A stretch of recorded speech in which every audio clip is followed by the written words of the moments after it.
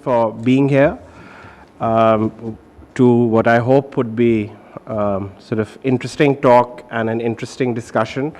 The purpose is really to get Dr. Nadeem-ul-Haque to, in some sense, create a discussion from this wonderful book that he's written, which is called Looking Back, How Pakistan Became an Asian Tiger by 2050. Along Dr. Nadeem-ul-Haque needs no introduction.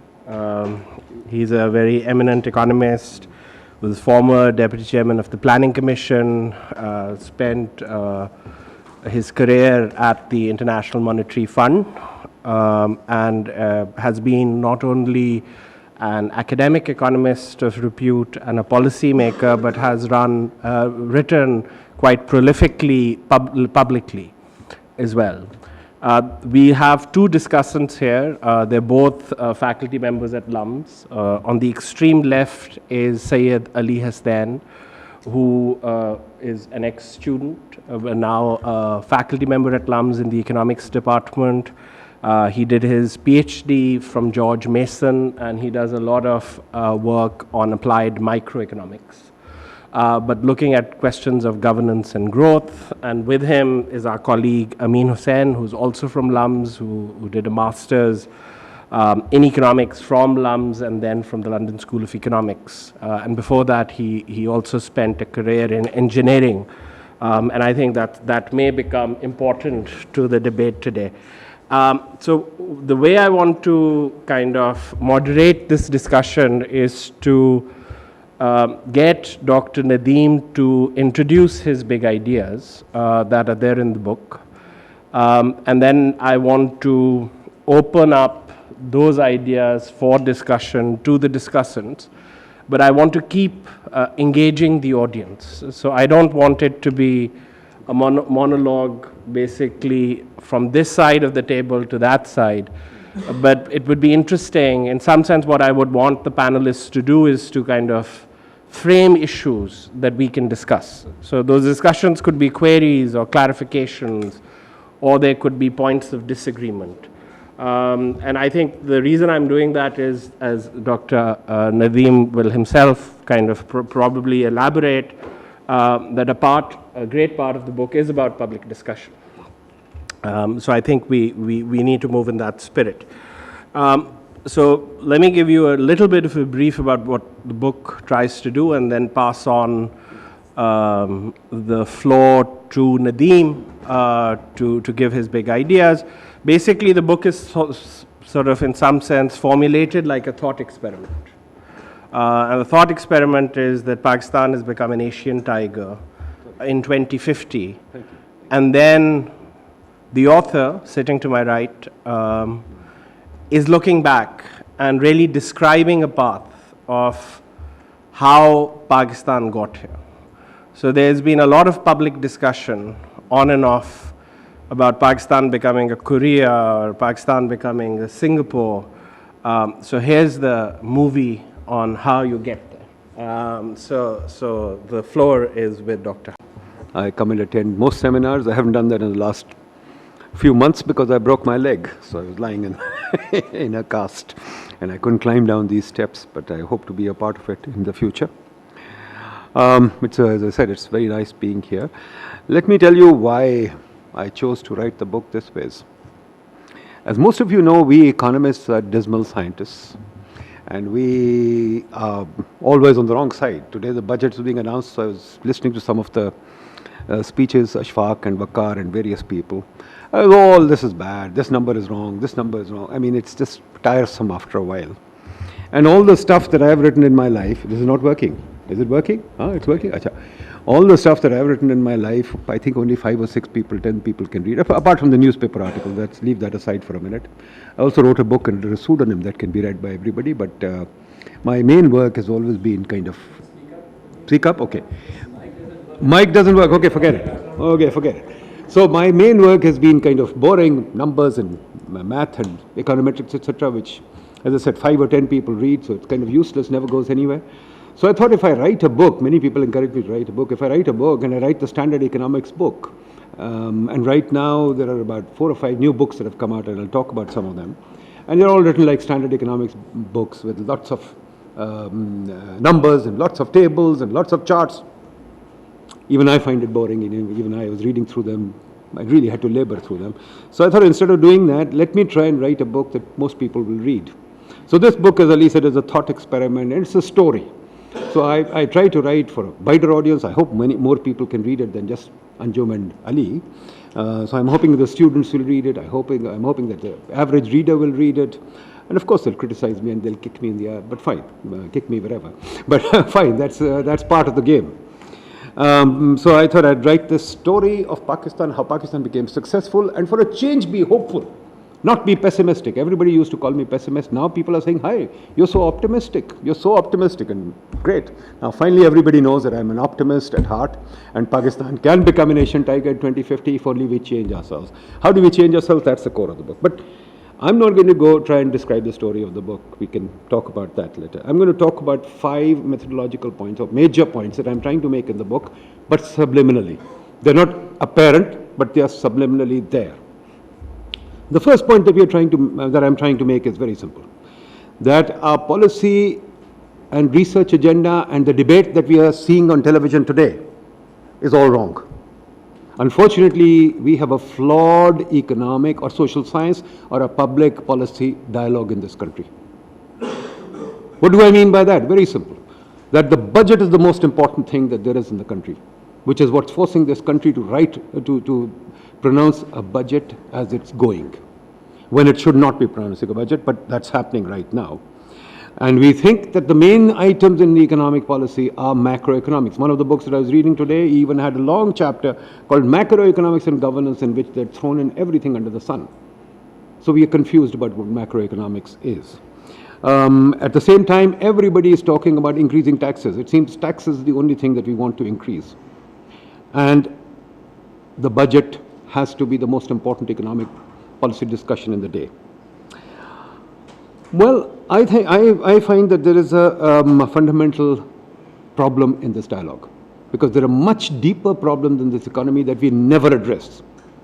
We address them when the World Bank comes out with reports like cost of doing business or with competitiveness or something. We hide them under those terms. But we don't know what cost of doing business means, except what the World Bank tells us. We don't know what the competitiveness index means. So that's the first point. The second point that I want to make is the methodological point. That even though there has been a huge pushback against the standard economic model in 2008, and even though my friends like Umar Javed, etc., they will turn around and always come to me, hey, you're from Chicago, neoclassical economics is all wrong, etc., etc. But then they go back and become neoclassical again, because their methodology is still neoclassical.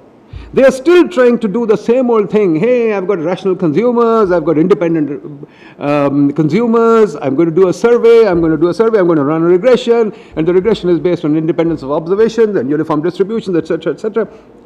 I'm going to run an RCT, again based on a survey, and the fact that all observations are independent. Fine. The second thing that everybody tells me is, yeah, what is the economic policy? All it is health and education. Abbas Sahib is here, he'll tell you. Fix education and we are all there. Nevertheless, fix education. Abbas Sahib never thinks, although he criticized neoliberal economics, all he's saying is that everybody is responsible for their own individual fate. You fix education and the guy can go out and sell pastries for all he cares. And he'll be fine with pastries, right? So there's a methodological problem here, damn it. Are we going to stay with the old methodology or are we going to change it? The whole world has moved to a new methodology called complexity. And we are not even talking about complexity, we are not even thinking about it, we are not even learning it. And I'm using the complexity analysis to talk about what is complexity.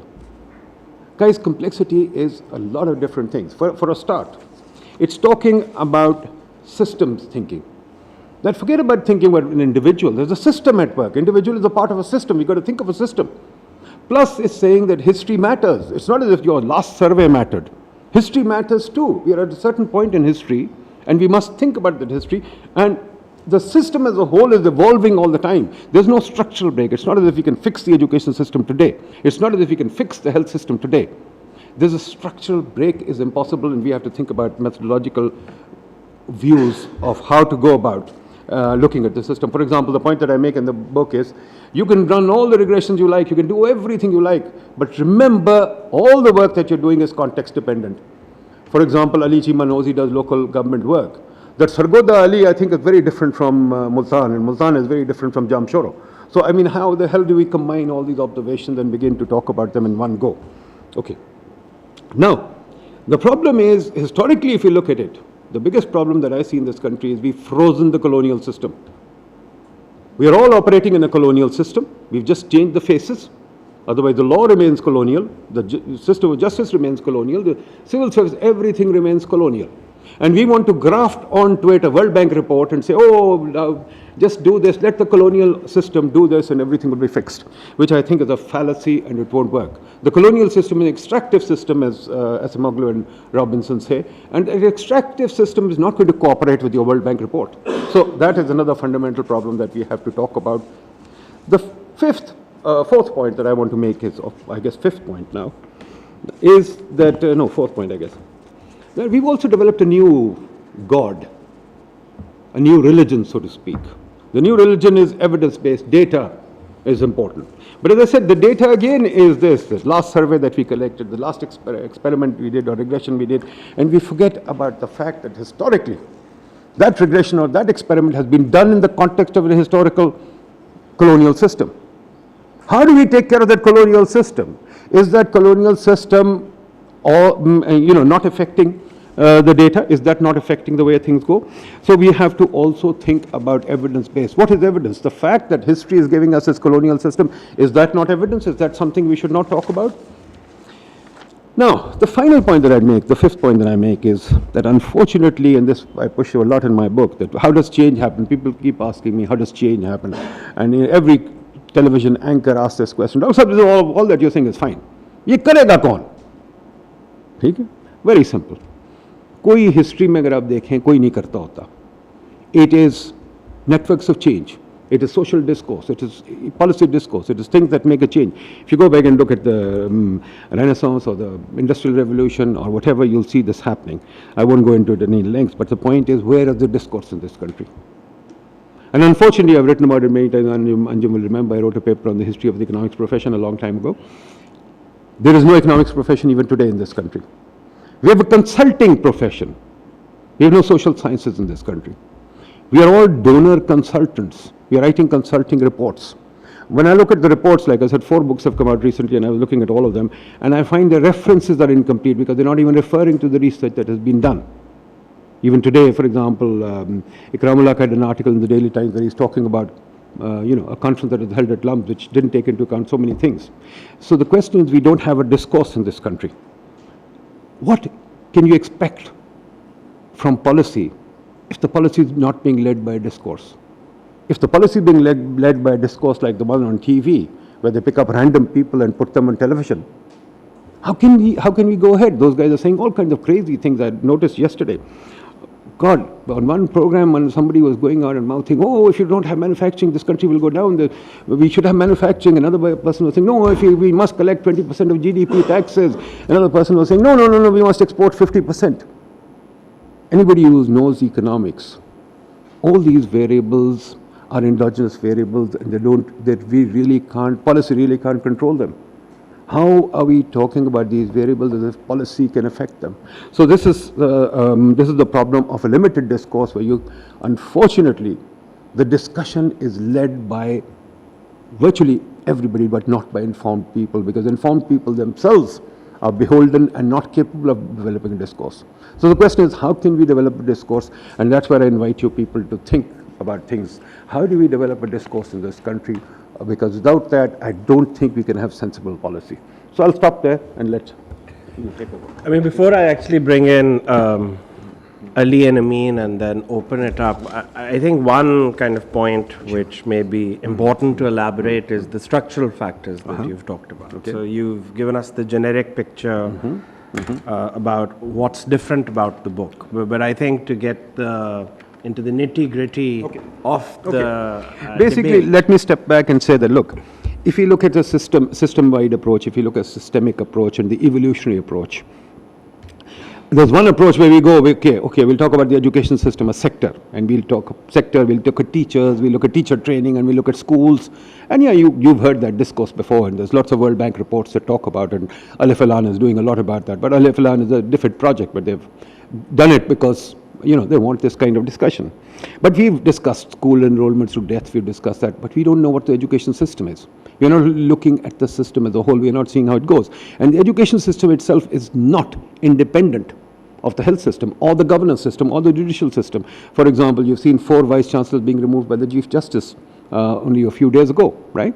So you can see that there is a systemic approach there. Systems are working together. Now, if I look at the system as a whole, what I see is that as soon as the independence happened, right, you have these institutions. Ishrat, for example, wrote this book on the elite thing, but Ishrat stops there. He says, hey, elite captured the system. Yeah, fine. Elite, we know captured the system. How is it that the elite captured the system? We've got to go deeper. We've got to think about it. Where is elite capturing the system? And when you begin to look at that, you begin to see the system that's working, and we can do it, as Amin and I have talked about it often, we can do it in what is known as in a modeling framework too, agent-based modeling or whatever. The system that we see is that you've got a few, and we can, in this we can bring in political economy. You can look at the political economy and you can see, to begin with, look at the Hamza Alavi thesis. You have the bureaucracy in the army fighting with the politicians who were landlords, and newly created industry which the bureaucracy created coming up slowly. But then what happens is the bureaucracy creates a rent-seeking industry because of license Raj, and there's all kinds of freebies given to the industry. At the same time, the landlords come back and take their tax break, right? So they have a tax-free thing. But then the bureaucracy also is co-opted into giving the landlord subsidy. The bureaucracy finds itself in a supreme position. But then the army challenges the bureaucracy, and the army takes over the country. So this narrative, every book talks about it, but they don't bring in the bureaucracy. They talk about the army versus the politicians. They forget about the other people. Once you begin to look at these people and you look at what motivates these agents have all been motivated, if you look at it, by one factor which is very common to rent seeking in Pakistan. That one factor is land. There's a big land game going on here. If you switch on the television, every time I switch on the television, I see one of the biggest advertisements every day is plot. Plot this, plot that. And the whole country is being motivated by plots. But at the same time, the army is taking plots and the civilians are taking plots. And we don't look at the incentive structure. Asim Khaja did a paper, for example, that, hey, if you give the tax collectors a small bonus, they'll collect more. Yet we are giving these guys bonuses in terms of huge land awards. And that is not working as a incentive system. So I find that bizarre. We're kind of ignoring the obvious because we've got data, we are looking at that. That's the game that's going on. So if you look at that, we've got a system here where the incentives, first of all, there's no merit in the system. System is running on rent seeking. And when the system is running on rent seeking, there are 2 or 3 main forms of rent seeking. We've got to understand the operations of the rent seeking. Operation of the rent seeking is mainly through land. Secondly, through government perks, and thirdly, through SROs and the government giveaways to the civil service, to the industrialists and the agriculture people, right? And this system of giveaways is holding everybody together. It's keeping the elite in power. But along comes the other side, which is the service sector, which is developing the undocumented economy, right, which is challenging the system. But then there's a constant struggle going on to break the undocumented economy, to make it documented so that they can come under the control of the system too. But where is this system coming to a head? This system collides, not in the rural areas, it collides in the cities. Because cities is the place where the major form of development happens. And when city development happens, city development means power to the entrepreneur, power to the undocumented economy or the service sector. But then the official sector does not want that kind of city development. So there's a struggle going on city development. But ultimately, if you study this whole thing, you can see that the fault lines are going to come out in terms of attacking the rent system and in terms of dealing with the city distribution system or the city evolution system. And these are the 2 areas that we don't study at all in our entire discourse in public policy. These 2 areas are never studied. We don't study cities, we don't study markets, we don't study rents, we don't study these distribution mechanisms. And I think that's a big flaw in our profession and in our discourse. I'll stop there so we can go on. So let's open it up. I mean, we have a big canvas in some sense, to cover. But let's start with the structural factors. I mean, Nadeem, in some sense, has painted the rent game in the economy as a mercantilist game, in some sense, which is driven by the rents that are coming out of land. And that are controlled by a state system that's protecting those land rents. And not just protecting, it's a part of it. It benefits from that system. Yeah, it benefits from it too. So are the structural factors something that both of you agree with? Are there other things? Or is the framework of looking at it historically in terms of these structural factors, does it kind of appeal to you? So let's take that part first, and then we can go to the audience, and then we can come to the methodology and break up this talk into different segments. Yeah, can you hear me? Yeah. So, what excited me about this book actually, essentially, was the idea of a shift of framework, right? When we're talking about complexity, which Nadeem Saab has brought in, I'm not sure how prevalent it is around the world, but it raises very interesting questions and very important questions as far as how we think about economic problems, how we think about problem solving in general. So complexity in itself is a rather multidisciplinary issue, multidisciplinary field. It talks. It's relevant to biology. It's relevant to physics. It's relevant to economics as well. And the big lesson in all of this is that there are systems around which are irreducible. So these are systems that are made up of very large interacting parts, right? And you cannot study this system or any one of those parts in isolation, right? So it's impossible to study the system simply by breaking it up, which is the general approach that we take in science. It's the general approach we take in economics, where if we ceteris paribus, right, for example, what we do is that we take a problem, we say, okay, if we want to solve this problem, we need to simplify it, we break it down. The problem with this approach is, well, the good part of this approach is that it works. Very often it works. If your problem is of this nature, that it is isolated to a certain issue, to a certain canvas, you can deal with it. But it fails to deal with issues of interaction. It fails to deal with this problem that Nadeem Saab keeps pointing to, the fact that you cannot look at education in isolation from let's say judiciary or law and order, etc., etc. So in that regard, I think yes, it's the imperative that becomes that you look at the system as a whole, that you study where the dynamics are, how it's working, how it's evolving, and where we're headed with this.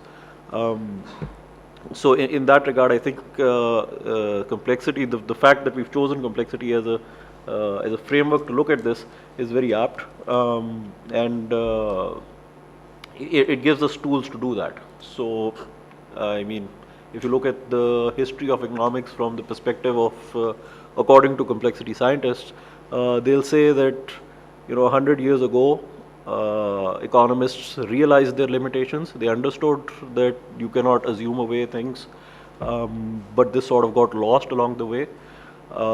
Now we have the tools to deal with these issues, to deal with interaction, to deal with systems that are unpredictable, that are greater than the sum of their parts.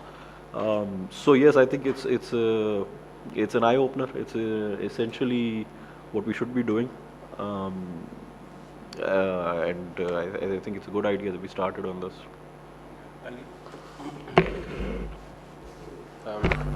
So the fun thing about this book is that you can probably have 10 completely different conversations about it at any given time. So I think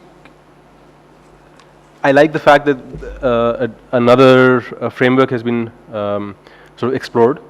And the value of the framework, as Amin has just pointed out, is that perhaps narrow neoclassical economics sometimes leaves interaction effects undermined in terms of in terms of exploration.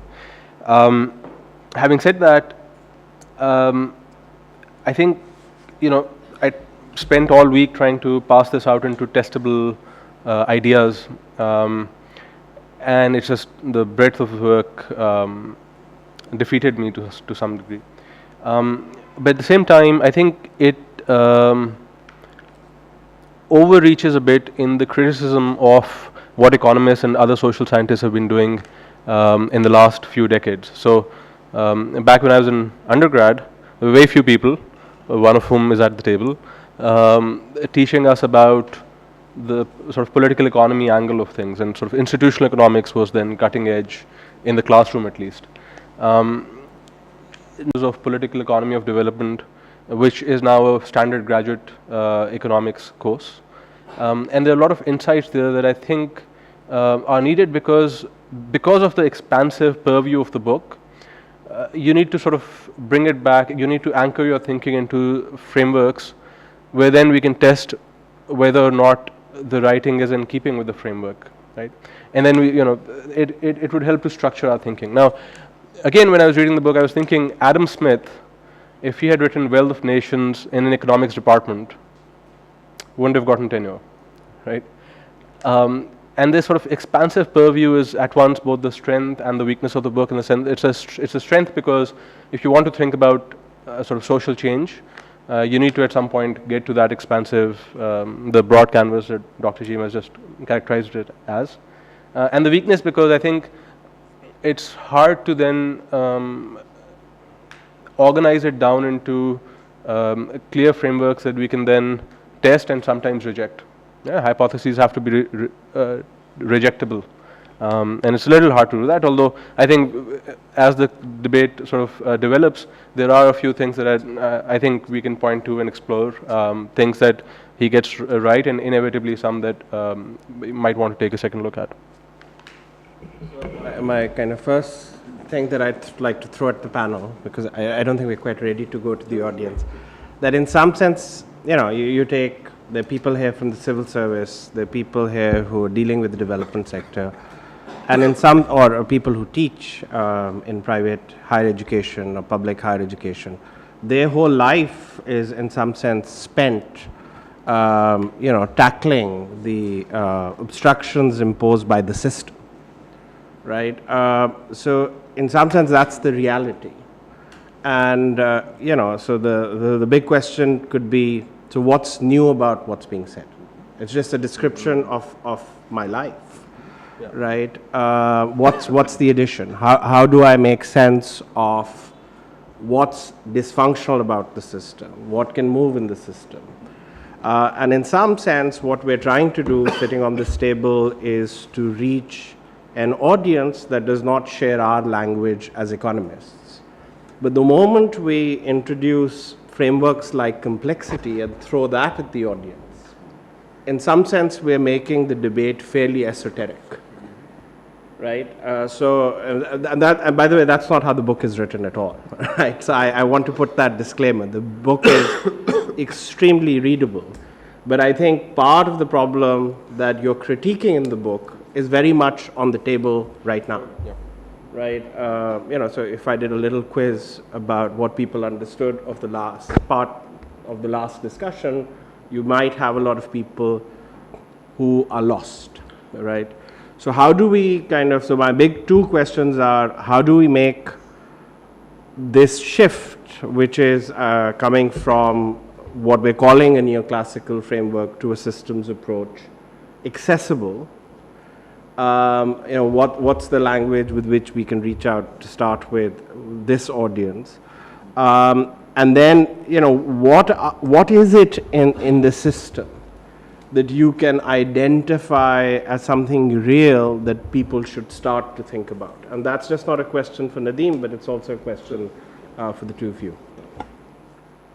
Look, I think questions, and we should all talk about them and think about them. Ali, on the thing about introducing something new into the debate, like complexity or something, Look, we always introduce new things. Like, for example, randomized controlled trials have come in, regression analysis has, I mean, there's so many esoteric things going on there that I think complexity pales in comparison because, we have so many complex. I've attended a seminar here that I think very few people could understand the randomized controlled trial. So I think that should not worry. I am not worried about. Okay. In fact, complexity, I think, is much more easily and readily understandable because it is a theory of evolution. And everybody in this room, I think, understands evolution. And I don't see why we should even not accept the fact that human systems are just as evolutionary as our own evolution, that in fact we evolved into this species from some other species. So why do we think that our system is also not evolving? Why do we hold our system static? Like when we are doing an experiment or a regression or whatever, we are holding our system constant. So that's an important thing that we have to worry about. KD, where does evolution come into our work? Or the other thing that's very important is, how is our work context specific? For example, when we are combining observations from Bahawalpur and Sialkot and, Jamshoro, I mean, and we think that we've got a regression analysis that shows something because actually we are averaging over so many differences without, and you worked in local governments, you know that we are averaging over so many differences, right? And the question is that the second thing is also, the point that complexity and evolution makes is that evolution, for example, is a bottom-up phenomenon. It's not a top-down phenomenon. There's no central planner. There's nobody who's trying to make a system work, right? When we are doing this sectoral analysis and the World Bank consultant is sitting in Islamabad and making a report, it's a central planning approach that, hey, I can see the sector of education in the whole of Pakistan, and I'm going to give you one solution for the whole of Pakistan. And it's better known, and I talk about it in the book, better known in the World Bank parlance as best practice. That best practice is something we can copy in this country, and as many civil servant is used to saying in many rooms, so it's not rocket science. All we have to copy is best practice from somewhere else. Yeah. We know what has to be implemented, right? But complexity says, no, that's not true. Yeah. Because the system develops from the bottom up.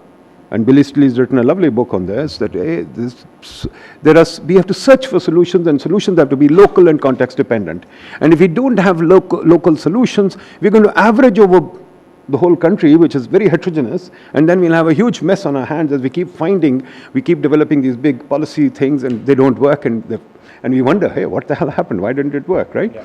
So I think that's an important thing. What I think Ali said about institutional economy and political, Ali, I fully agree with you, but look, institutional economics, I think, kind of leaves us in a lurch, because they say rules and that's it, and then we kind of lose it. What does institutional economics mean? How do I explain it to anybody, right?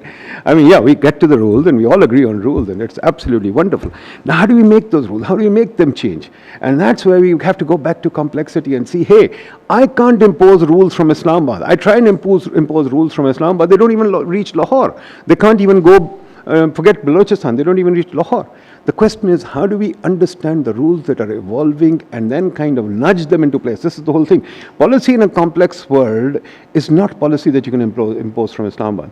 Policy in a complex world then becomes very difficult. It becomes like nudge, that guy says, what's that guy's name, famous guy?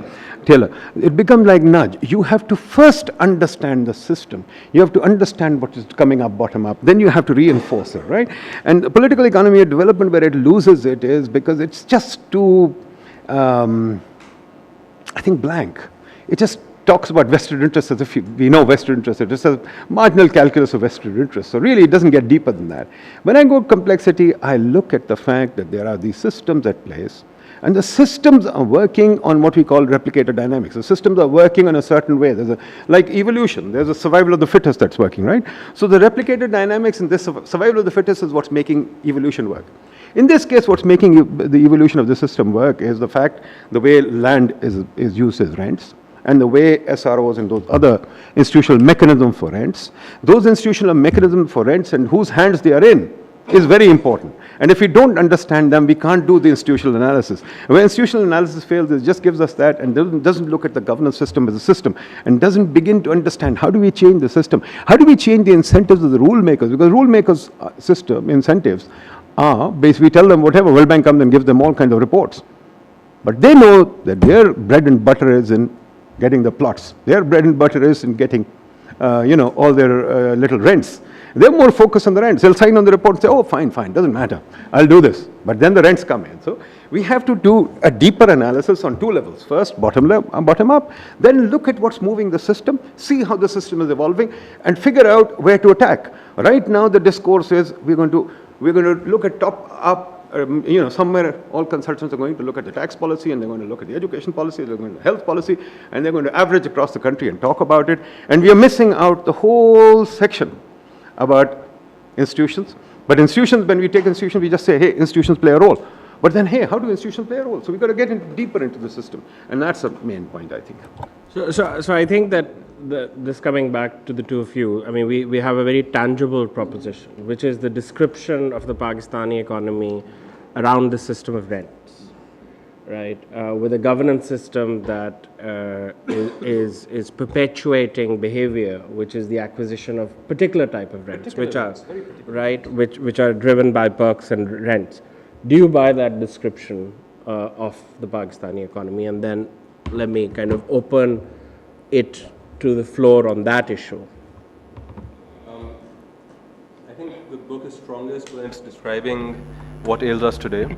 A lot of the sort of discussions of sectors and your sort of vast knowledge of the different sectors and the different players there, I do think I found myself agreeing with a lot of that. But I just want to sort of also tie off the discussion of frameworks, if I may. Actually, can we stick with it? Because Okay. I want All right. Sure. All right. Okay. Yes. Fair enough. Fair enough. All right. So in terms of the description of and I'll say this much, that while we might have contrary direction in which our investigation might go, so once you step out of individual studies or individual sort of frameworks, a lot of the core description that you're doing in terms of what a developed country looks like, in terms of where we are underdeveloped today, sits very well with me. So for example, I noted down, you said on page 71, you summarized what a developed country looks like, and you said security of life, property rights, delivery of justice, minimal market regulation, and contract enforcement. And I was stunned because 6 or 7 years ago, I went to sort of a top-level politician, and he asked me what ails the economy, and I said we need to have security of life, property, and contract. Sort of getting out of providing private goods to people, such as laptops, and the provision of public goods. And so this matched from completely different methodological course that I've taken, matched very much with what you describe as a functioning economic system.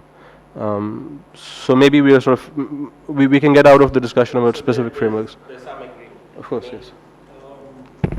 Yeah, sure, but I know we want to get out of this framework to it, but I do want to bring it back.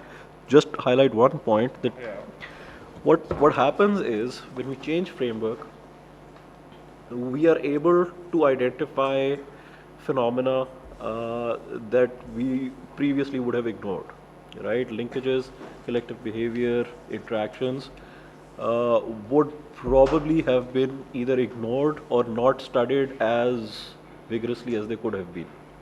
So when you bring in a new framework, what you're doing is that you're opening up these phenomena to exploration, which then has further implications for how you are going to deal with a problem. So if you can understand, so for example, a good example that they generally give of a complex adaptive system would be how a brain works, right? How neurons fire, or how an ant colony works, etc., etc. The whole idea now is that we do have the tools to analyze dynamics of this sort. So once we start opening that game up, then we can open avenues for exploration. We can start interpreting issues in the economy in these terms, right? Formally, like scientifically, rather than saying that this part we can do scientifically with calculus, regressions, etc., etc. This part we'll have to just describe because we don't have the tools for it. So that has drastically changed in terms of how we see the debate, how we frame the debate. It has added things in terms of, it's given us more tools in terms of how we see things. So one thing that's sort of come in from these complexity roots and is now sort of hitting the mainstream are networks, right?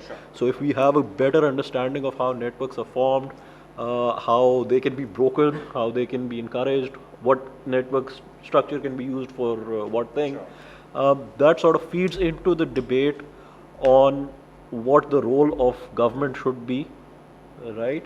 And So let's get back to this. Shortcoming is. But the basic description you agree with. Yes, So, absolutely. but can I throw out a challenge Yeah. very quickly, which is that Nadeem Saab characterized sort of the differences between Multan and Jamshoro, for example. Now, I'm fairly confident that I can use the supply and demand framework to understand the mandis of Multan and Jamshoro. And so there is a commonality that I can extract by virtue of a framework that doesn't sort of pay much attention to contextual detail or to sort of idiosyncrasies of interactions. And that's by virtue of having a social science model that's really sort of simple, tractable, and has been shown empirically to work fairly well.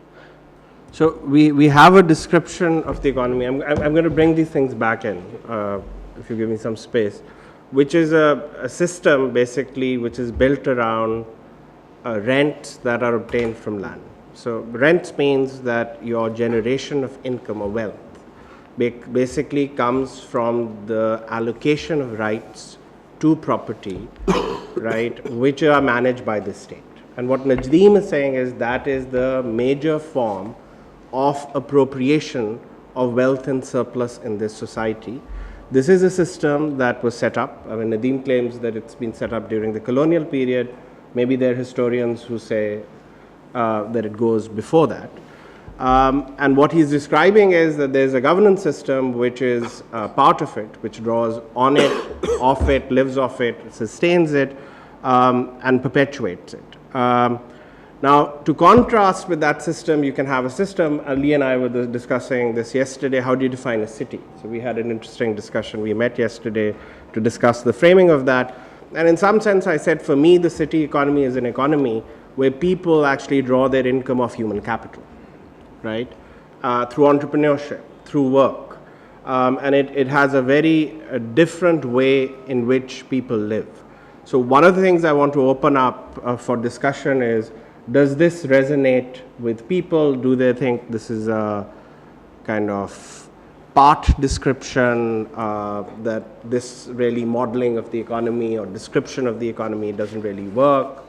So it's up to the floor. G. I'm convinced with Dr. Nadeem-ul-Haque only up to the extent where he sells this framework to understand the whole dynamics of the economy, which needs to be studied as an interdependent system in a way where we are working with the neoclassical economic factors, and there is the absence of information asymmetries, and there is the complete working and functioning of the markets. And on the other hand, there are political economy related factors, and we need to look deeper into the things. And then, but at the point he said that, okay, it's not the conventional way where we describe the institutional economics, because institutions, as you said, they are just the rules of the game. But for me, institutions need not to be just the formal institutions. I mean, we can think of social capital that can drive this growth process, where what I mean by social capital are the norms, values, culture, which are deeply embedded in the system. And through this way, we can actually look at the complexity of the things that he tried to mention. So maybe one way of looking at the whole framework that Dr. Haque wants to sell is that we look at it from the point of view of the social capital that will ultimately pave the way for economic development. So.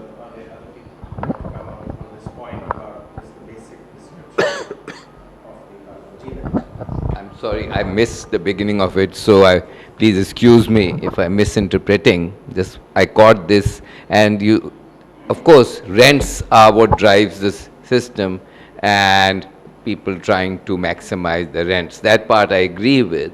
But I thought I heard you say the property was the basis of rents. I don't know if that, because you also mentioned SROs, and so, yeah. So in a developing country, in a complex economy, there are, not to use it in the way you're using it, but in a normal way, that there are many sources of rents.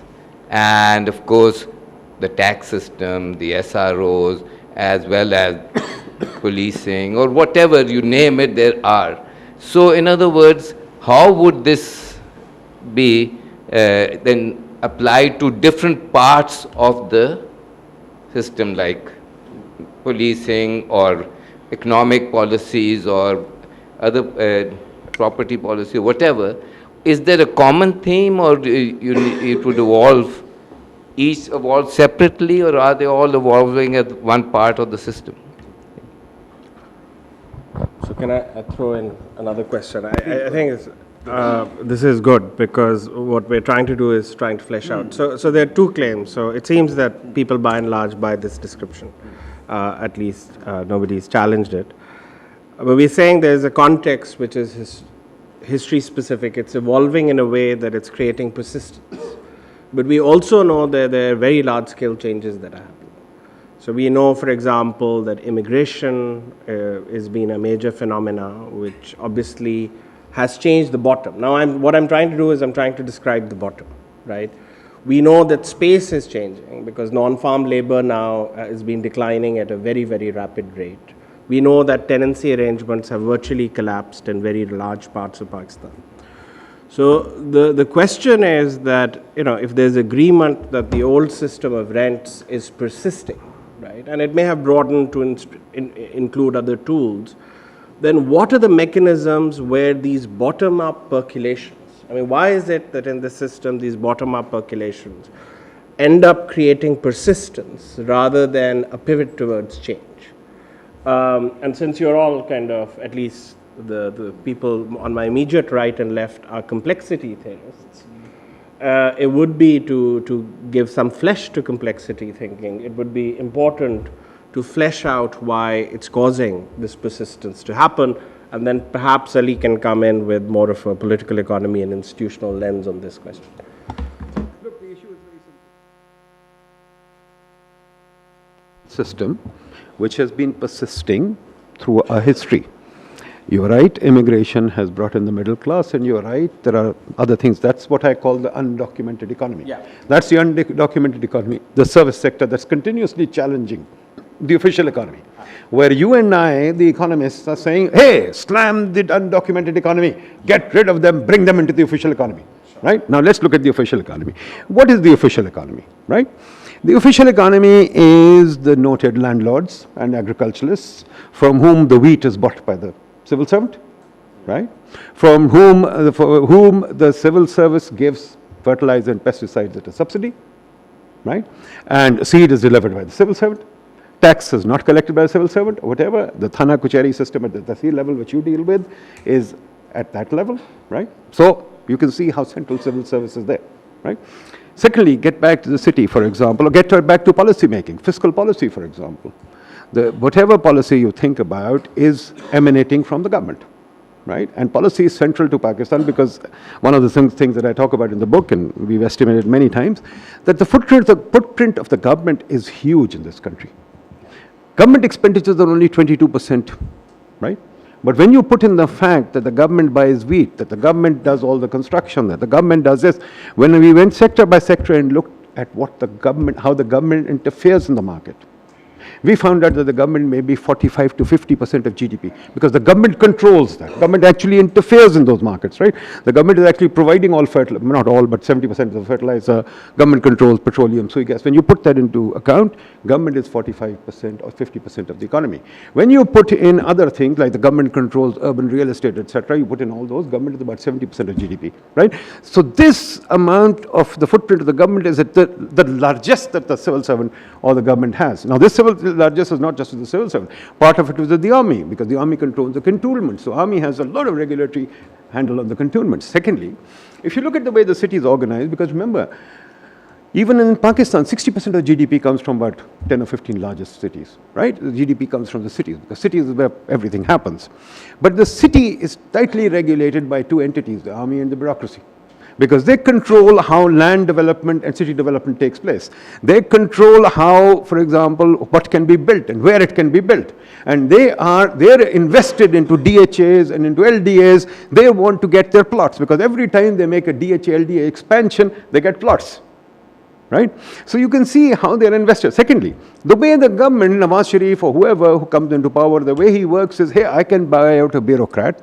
How? As you're seeing in the famous cases now, I can give them more perks, I can give them more plots, right? I can give them a better house, I can give them more cars, I can give them this, I can give them that. Those handouts are a very good way to get into Ali's political economy, very good way of controlling the civil service, right? But the civil service, then they get the key people who are cooperative.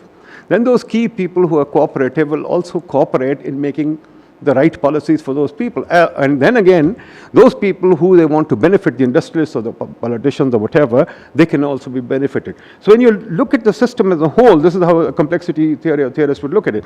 And you see the system is moving how? Each period the system is moving by how the rents are distributed. The rents are now not, as Nawaz is saying, so many different things. The police, the army, the civil servant, the judges all have the same rents. It's not a different rent. The industrialists have all the same rent. They get rents from the civil service, not just SROs. They get other things too. For example, you buy their fertilizer, you buy their sugar, you buy this, you buy that. Those are rents too. But they're all converging at one point. And that's how the system is moving. And that's how your elite remains in power. Your middle class that knocks on the door, you know, coming in with money. Yes, they're knocking on the door. As any system, they would knock on the door. But right now, they don't have the seat at the table. And in fact, I'll tell you where they're going and where they will go eventually. That also can be, we can study and we can see. Where they will go is they will go to the masjid, because that's where they can get some kind of political power. And if you think I'm wrong, this is what happened in Iran. Read this guy's book. What's that guy's book? I forget, the Irani guy. Written a book on that. He said that this is exactly what happened in Iran. That the middle class that was growing in Shah's time, which was not offered an opportunity, combined with the Ayatollah, etc., to create the Islamic revolution.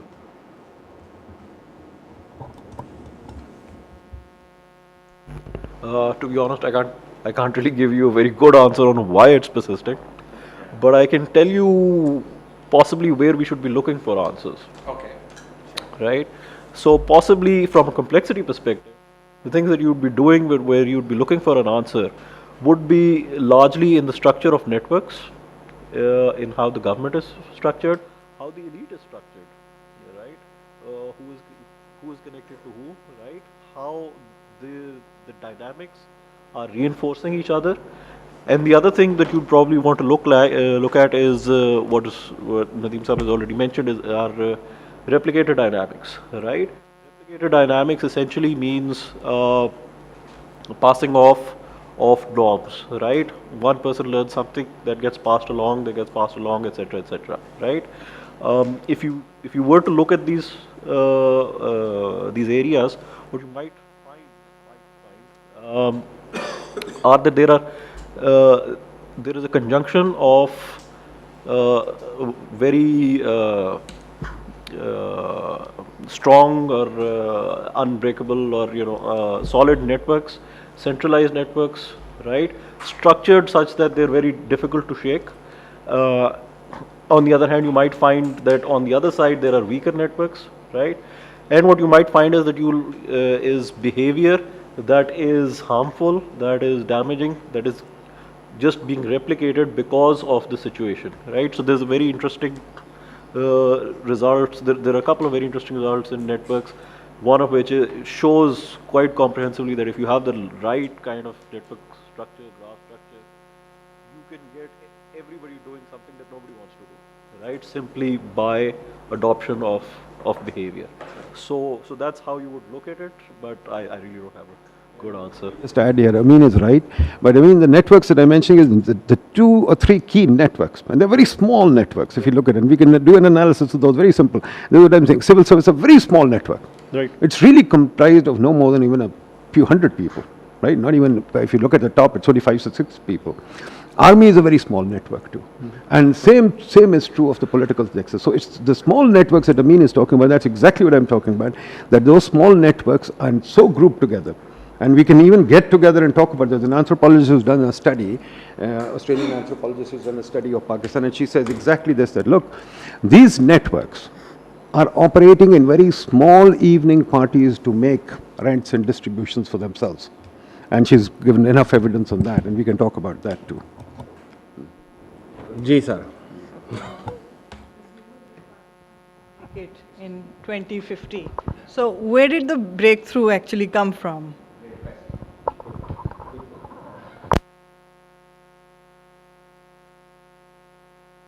In my book, the breakthrough came from academia developing a better discourse, understanding this new approach, looking at the problems deep down, and a disaggregated discourse, not a discourse led by somebody in Islamabad or DFID or USAID or whatever, a disaggregated discourse that allowed context-specific researches and ideas to come forward. And then we began to understand bit by bit what needs to be done. Because there's a lot of stuff that I can talk about that needs to be done. It's not just this. For example, another important, there is absolute zero policy process in the government. I'm ready to debate this to death. Everything is done on a whim. The Prime Minister says this and people, bureaucrats jump the hoop to do it. That's it. He says, build the metro, build it, finished. Nobody even prepares feasibilities, PC1s, documentation, nothing. So one of the things I talk about in the book is, hey, process is important, we've got to talk about process. How do we do process? Process is not that World Bank does a report and some bureaucrat signs on it and Prime Minister signs on it. That's not process, that's just, misleading us. Thank you. Economists. Isn't that too central planning? No. A disaggregated discourse is just conversation, and it throws up ideas. That's a bottom-up approach. You just throw up ideas from the discourse. Nobody controls it. It just happens. Sorry, I would like to read the book and then come, which I haven't. What? Okay, we'll take it. No, what I've gathered from the discussion that we're talking about complexities, and this is something that women economists and women social scientists have been talking about for a long time. But there is no discourse between different kinds of perspectives that exist in the country. Economists were always on a pedestal, knew everything, and told you this is how it has to be done, and that's it. You're trying to now challenge that. No, I'm trying to be humble and so I think while discourse is very important, the strength of that small network is very strong. And how does that get opened up? Because if you're talking about 2050, that has to be removed. I mean, there has to be more inclusiveness. And how do we do that?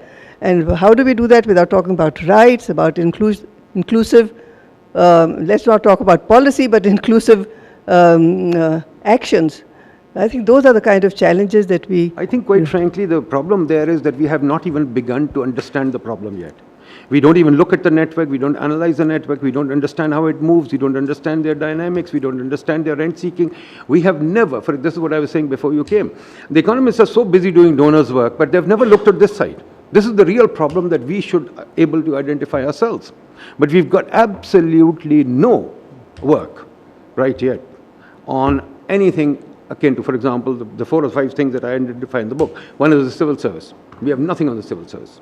One is a due process in the government. We have nothing on the policy process. We have no research on these things.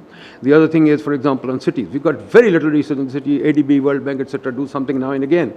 But that's really a document, a project document. It's got nothing to do with research. It's got nothing to do with thinking. We've got nothing on social capital, for example, somebody mentioned. We've got nothing on social capital. Yeah? We've got nothing on markets. All our markets, for example, if you go to the Competition Commission reports talk about, most of our markets are actually cartelized or badly organized. And we have no real studies by social scientists on the markets. Competition Commission is the only thing that has anything. So quite frankly, we need to change our research agenda first before we begin to talk about what needs to be done. Because we don't even know what needs to be done right now. We can only know once we begin to discuss these things. If you don't even discuss them to dump too quickly, and that's what's happening, donors come out with these agendas from out there, and they try and put them on the table, but it doesn't work. There, but on the other hand, there is things happening that we haven't even looked at. And I think that's what we need, some sort of looking at what has happened already and where do we need the gaps and where do we need the connection. Fair enough. Because complexity is the reality of everybody's life also, if you start from that. Fair enough. So Anjum, and then we'll come back to Ali, and then I'll go from there. I didn't fully understand how you depart from the political economy framework. So where is the point of departure in some ways, and so what does it add? If the way I read your book, a lot of these things are probably addressed in a political economy framework.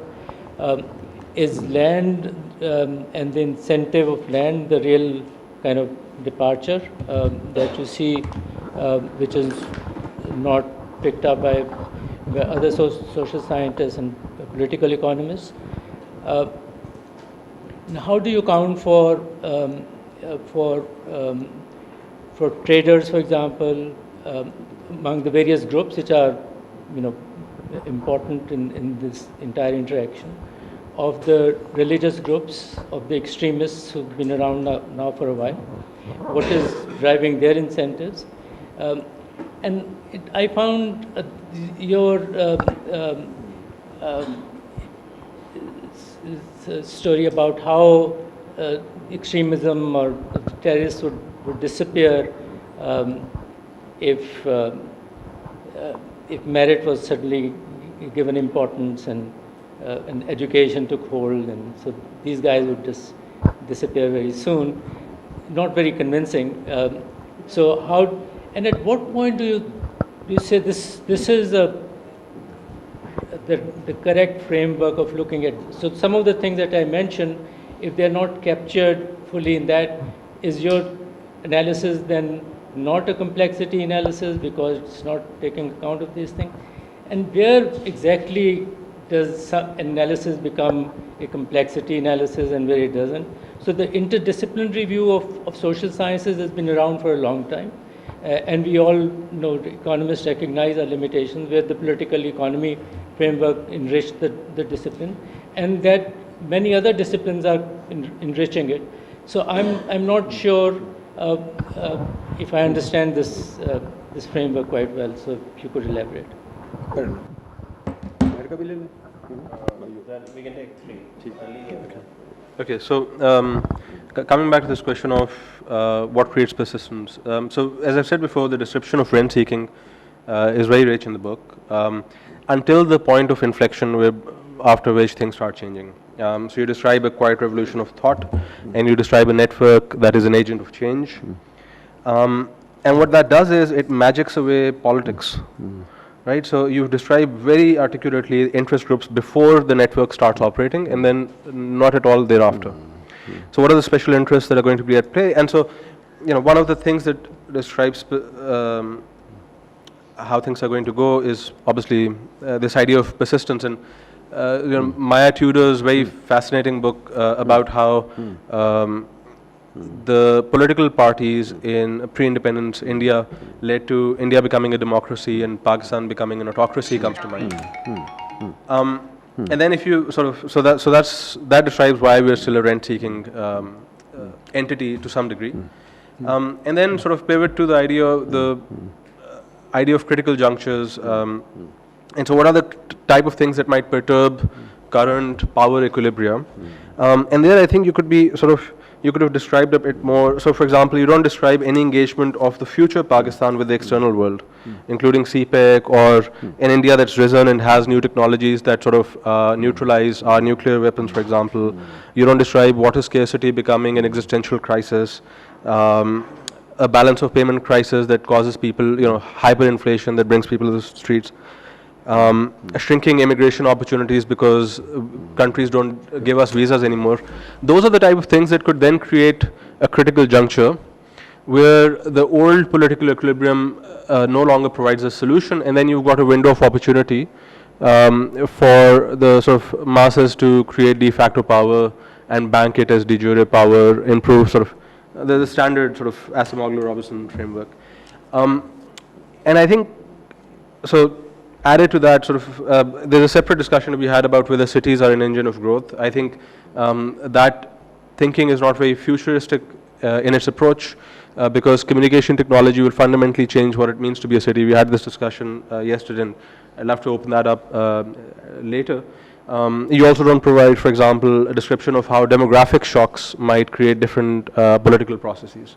But what I like about this book is the idea that it puts trust in public opinion and the need to start thinking in sort of within the borders of the country, within with local agents, and identify local thought that will precipitate into sort of common ideas across broad swaths of society, right? So you need to have, so our political parties don't have ideologies, right?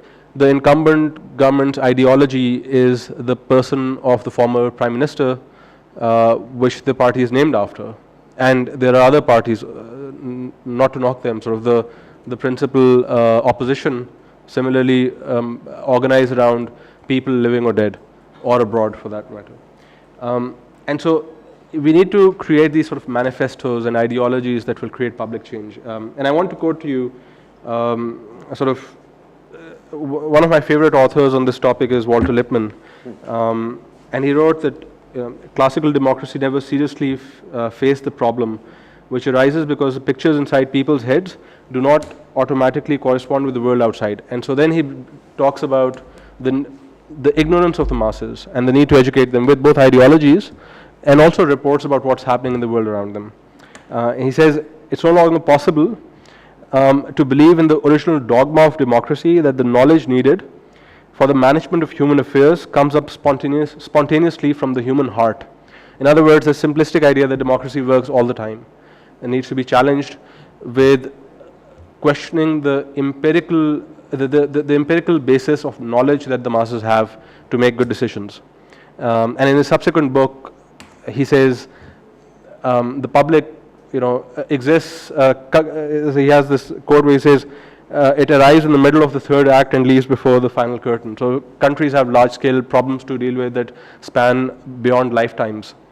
How do you bank that into what you I think are characterizing as networks to sort of create broader debate, right? And so just to wrap that up, he then concludes that a democracy won't work because it's ignorant, and you need to have experts that are driving the system. And the Harvard historian Ronald Steele really beautifully characterized the fact that Walter Lippmann wasn't being an anti-democrat because he then spent the rest of his life being a columnist and challenging the public to change how it thinks and to educate itself. And I think that's where the impetus for change might come from. Umair, and then Nadeem will come back to you.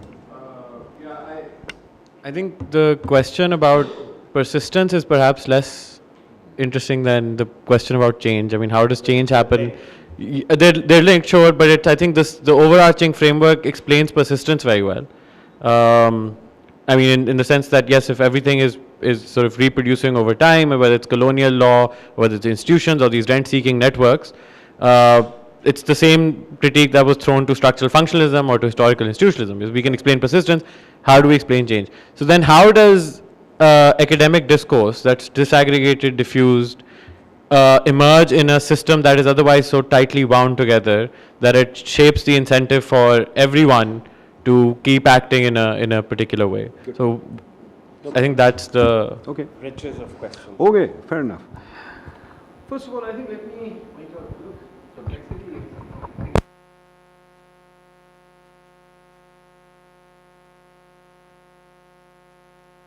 it is talking about taking everything into account. Nobody is saying that supply and demand is gone or neoclassical is gone or political.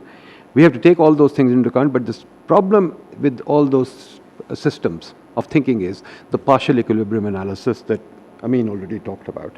That when we are talking political economy, we're just basically doing a marginal calculus based on vested interests. And that's very kind of, blank. We're not taking into account the historical and institutional structures as well as, not just institutional, organizational structures. I mean, institutions, we are kind of ducking the subject. I think organizations are also important. The networks are important because the networks guard rules. Rules are not in a vacuum. Where North fails is not just talks about rules as if they exist, as if we can change them. Rules themselves, Ferguson has done a lovely book right now, rules themselves come out of these networks, and those networks guard the rules, maintain the rules, and then they develop as networks get disrupted, then they guard the rules, then they change the rules. So, first of all, there is no point of departure. We use everything. The point of departure truly is the persistence and the evolution. That is very important. And taking the systemic approach. This is not saying that, hey, I'm just going to discuss water. The water system sits independently of human beings. Human beings are at the center of, for example, what this PITB is doing, Umar Saab, that we'll put in technology everywhere, keep the colonial system intact, and technology will solve the problem. And I don't think that'll work, because the colonial system has its own ways of working and technology they can use. So the real issue is, and your point, Ali, about technology, for all those things, obviously I haven't taken them into account, and I don't think they'll add to the narrative. The narrative is much more important in trying to understand what's happening here. I mean, I don't buy this narrative that CPEC will change Pakistan. I think this is hogwash. We want to become the project of another country, and we think the project of another country will fix us. I think that's a very self-defeatist attitude that we've developed. We must be a nation with deep inferiority complex, which we think that some nation with a project can fix us. I think there's deeper issues that we should discuss here. That's why I didn't take that into account. Now, the key point is the things that you said about democracy. Those are a larger discussion that I think the West, everybody needs to happen, because democracy has really come aground, and that's a larger discussion that we should talk about, but it's elsewhere. Persistence and change is very important. The issue about complexity is just this, that here there's a system here that's working, that's developing, that's chugging along, evolving. And persistence is built into the system. Just like in Darwin's evolutionary theory, persistence is built into the system. The dinosaurs ruled the world for 160 million years. So it's not as if we happened overnight. It took us a long time for us to come out, right? And even when we came out, our cognitive revolution took 1 million years almost. I mean, you know, it's a long period of persistence. We human beings have only been there for about 40,000 years. So let's not get vain. We have a very small amount of change. So there's a deep amount of persistence. How change happens is a very, very difficult subject, and I don't think anybody has a handle on it. I don't think anybody has a clue on how change happens, neither North nor anybody else. But I think the biggest thing about change that I can see coming out of complexity theory and, historical example, is this issue of ideas and networks and systems. Ideas lead change. If you look at Moker's book, Republic of Letters, or whatever, any amount of, evidence is available, McCloskey, etc., lots of evidence is available that ideas preceded actual change. First the Enlightened ideas came out, then the rules changed. It's not as if the rules changed overnight somehow. The Enlightened ideas came out, they were networked through various systems, and those networks eventually fed into the public domain, and the public domain eventually came out. What you mentioned about the role of the government, which I mentioned, is basically very simple. The pursuit of happiness, security, and life, whatever, life, liberty, and pursuit of happiness, that's basically what it is. It's basically life, liberty, and property rights, which is, I think, Locke's framework, and then eventually caught on and became almost public knowledge. And that is the way things work. Now, I think history shows that, and I can't say that it will happen in Pakistan, but we've all seen that it's the idea of the independence caught on and independence happened. Same thing will happen in Pakistan at some point. Either we have proper ideas of change. If you don't have proper ideas of change, then change will come. Maybe it'll come as Islamic revolution. It doesn't have to be through. I mean, evolution, as you remember, is dumb. Evolution doesn't care whether it progresses or it doesn't progress. It can go backwards too. Like the dinosaurs were totally wiped out, and we could be wiped out too now the way we are going. So evolution doesn't care. Change doesn't care. Change will come, definitely. Whether it comes in 20 years, 30 years, 50 years, but it has to come in terms of some ideas. And all I'm saying is, if we can better our discourse, maybe we can midwife the change. But consultant economics that we are practicing today, unfortunately, is driving us down, not taking us up. It's driving us further down. Consultant economics is just making, ideas that are just not worth. They're just bringing us down. And you can see that on the budget debate today.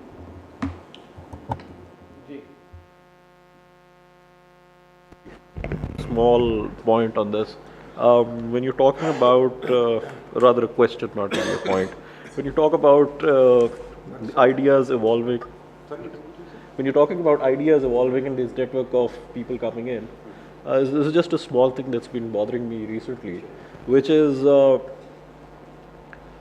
what role is language going to play in all of this? I mean, when you talk about the Renaissance, etc., a great deal of effort is put in those times to translate things to the language, which makes it very accessible, which improves the chances of people interacting with it, getting new ideas coming up. So is that something that you would think is important? Is it like a secondary thing? Can we work without it? What would you? No, I think it's a very interesting subject. I have no clear ideas on it, but one thing that disturbs me all the time, and I have this discussion with Abbas all the time, Abbas Sahab keeps saying that we should make sure that Urdu is used and everybody is educated in the native language. And I always worry about that for exactly the reason that you said, that if we mainstream Urdu in Pakistan, I think we will lose touch with many globalized and liberal ideas. And I don't know whether it's a good thing or not, but I won't go too far. I'll let Abbas Sahab take it up. Abbas Sahab, bataye. Point of personal clarification ये है कि I am not into pastries. पहली गल है, going way back, the point you made earlier. But anyway, देखें language के हवाले से someone who comes from the education side, my contention is, and of course as Nadeem is saying, we've discussed this often, कि primary level पे you need to start with the language that the child is familiar with. Simple as that. Otherwise, you're making the child learn two things simultaneously, math and language, Pakistan studies and language and so on. And it doesn't work. And this has happened all over the world. And there is such a thing as language transition. You move from one language to the next. There is bilingualism, there is multilingualism. And I think the point really is that the first language helps you develop a skill whereby you then learn other languages. It happens all over the world. There's almost nowhere left now where a child learns only one language. So that's just to that point. And I think it is very important because you lose out on so much potential where children who may be potentially brilliant scientists or mathematicians, indeed economists, who will get marginalized because they don't start off being brought up in an English language universe as maybe 2 to 5% of the children are.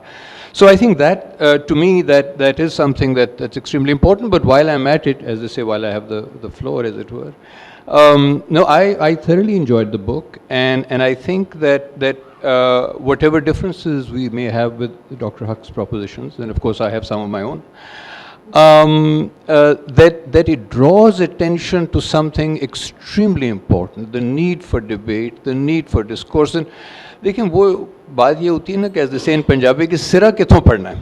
So there is all kinds of stuff that's going on, and of course the complexity theory, everything is linked to everything else. For instance, I could sort of suggest कि जो हमारी specialist जो technical institutions हैं, like the Punjab Examination Commission, should they be run by generalist bureaucrats? Whatever else may be run by them, and so on. But then the point is that's not an education issue. That goes on to the bureaucracy issue, and the bureaucracy issue goes on to... So one of the things that I think that's a good question about change, I think one of the issues that we still need to look at is the whole issue of the balance of power. So we, for instance, talked a lot about the civil-military imbalance, but the civil-military imbalance is what the civil-military imbalance used to be, and so on. So, and then at some point this becomes an issue of power and how do you generate that. But there, I agree entirely, if you're not doing anything else, and even if you are, the power of ideas shouldn't be underestimated. Okay, so I'm actually going to wrap it up. But we have tea outside, so I hope people will stay. It is, I think, sort of a very readable and thought-provoking book. We have many copies lying outside. I'd encourage you to buy it if you don't have it. I think for me the big message is that... Only 300 rupees. Only 300 rupees. Nadeem is pricing like a good economist. So basically, I think... If they don't pay for it, they won't read it. But for me, the big thing that comes out of the thinking in the book is that, we've been fixated with policy. Nadeem talks about budgets, but it's also policy, as if they're levers. And, you have to just find the right lever and pull the right lever. But it seems that, a lot of what we may need to do is to try and open up spaces where ideas can be exchanged. And my experience working with governments is that, and I'm actually sympathetic to the bureaucrats, that when they are operating in a field which is very thin on ideas, right, and that's also an endogenous problem, and we haven't discussed higher education today because we've run out of time, then the domain from which ideas are also going to be picked is going to be very limited. And I think that's something that's implicit in the book. But I leave you with that thought. We can take that outside over tea. Jay. Larger comment to make, but very briefly, I think, thank you, Dr. Saf, for writing the book, because I'm not an economist, I'm an entrepreneur. I only understood 20% of what was said here, but taking inspiration from the book, I think if this is written for the layman and for people like me, then the conversation on this book needs to be not in an academic setting, but more so out in the open, because it is for that audience. And no, not at all, not at all. So I was gonna talk more about, but we can take it offline. That's the whole.